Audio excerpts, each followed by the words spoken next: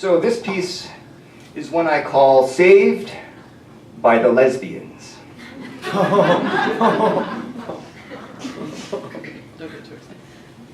In the bleak midwinter, millions are unemployed, uninsured, and under pressure. Widening gap between the haves and the have-nots, widening and gappening, like Mick Jagger about to eat all the billions of burgers McDonald's serves from the deforested Brazilian rainforest turned into grazing land to feed our addictions to cheap bovine carcasses infused with hormones, antibiotics, and Monsanto's irreversibly genetically modified pastures. Corporate person-funded presidential candidate cacophony of outrageous claims to undermine and dissolve whatever might be left of our supposedly sacrosanct social safety fishnet stockings with holes in them big enough to let the dying Great Barrier Reef, the hole in the ozone layer, and the too late, past the tipping point, global warming gases, passed by the now 7 billion of us we can't seem to stop effing effers flow through. Billionaire Daddy Warbucks rises to express our collective national id and calls for deporting hundreds of thousands of Hispanics and building a Great Wall of America while our roads and bridges are crumbling. Says the nonviolent protester at his rally deserved to be roughed up, and mercilessly, has he no shame, mocks a reporter with a physical disability who has more bravery in one of the nails of any of his curled fingers than the chump does in his entire walk-in closet of trumped-up toupees. Marduk, Moloch, Murdoch buys the National Geographic, and an iconic institution dedicated to increasing appreciation of the natural world in different cultures is reduced to a biased screed that denies global warming and features photos of the secret lives of cats. Homegrown terrorists shoot dozens of members of a black church in Charleston, and 12 innocent women and people at a women's health clinic in Colorado. And the 4 racist gun nuts who shot the 5 black protesters in Minneapolis are the vertical line that hovers above Laquan McDonald's clenched dead fist that forms the full stop that together put the exclamation mark at the end of Black Lives Matter.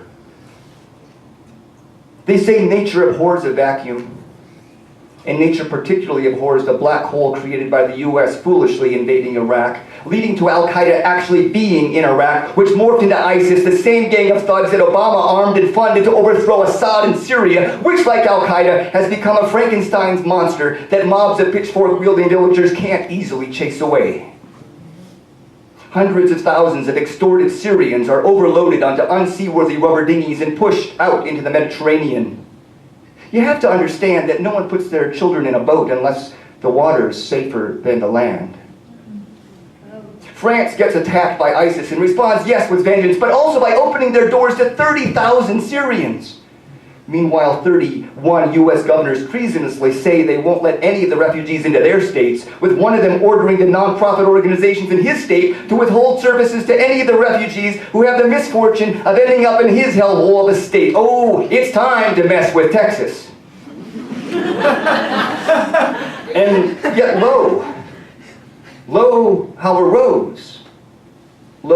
rose, ere blooming on Lesbos. Despite suffering under harsh austerity regulations to keep them in the EU, these Greek islanders have been welcoming thousands of Syrian refugees seeking shelter from the storms of war every day. Hundreds of thousands of shell-shocked Muslims and Christians are being saved by the lesbians. Like an ever-widening vulvic arc of salvation, their witness of radical hospitality is an erect lighthouse that beams across the earth that we too can strap on our inner lesbians and lovingly receive the poor and huddled masses in their time of desperate need. Dozens of countries across the globe are being inspired to open their doors and to put on their big boy pants and bravely and vulnerably include new people in their midst. The lesbians angelically cry out, "Hark, a new day is coming! The ways of today are relics of the past. A new heaven and a new earth are on their way. Mi casa, su casa." Yes, some nationalist racists rear their scared little heads with hypervigilant allergic overreactions and raging hurtful bluster. But as with the shit that happens, so does grace. God is in the house. God is in those who are reclaiming their gifts gifts of prophecy and speaking truth to power. God is in that 95-year-old Jewish Holocaust survivor who is personally bankrolling and sponsoring the safe sheltering of 2,000 Christian refugees from Syria. God is in that grieving French father who refuses to give ISIS his hate or that of his nearly orphaned toddler son. God is in that child in Texas who donated the entire contents of his piggy bank to help rebuild a mosque that hateful citizens burned to the ground. God is in the reminder that none other than Apple's Steve Jobs was the son of a political refugee from Syria. God is in that groundswell of American states that admitted that our Constitution means our pink triangled friends are people, and are reaching the tipping point where the Supreme Court ruled that gay citizens have the right to marry, and it's now the law of the land. God is putting the protest back into Protestant, universal back into Catholic, reminding us that we are in fact all one, and we're called to Advent activism. God is in the delightful commingling of Christians, Jews, Muslims, Buddhists, pagans, socialists, and anarchists who are realizing that we're all in this together. God is in those who are persecuted for his name's sake, accused of associating with sinners and tax collectors by those who forget that it's exactly those persons who Jesus hung out with. And God is in the secular humanists who prophetically remind us what Christmas is about, a holiday that honors a Middle Eastern family seeking refuge. That the only way to keep Christ in Christmas is to be the Christ in Christmas.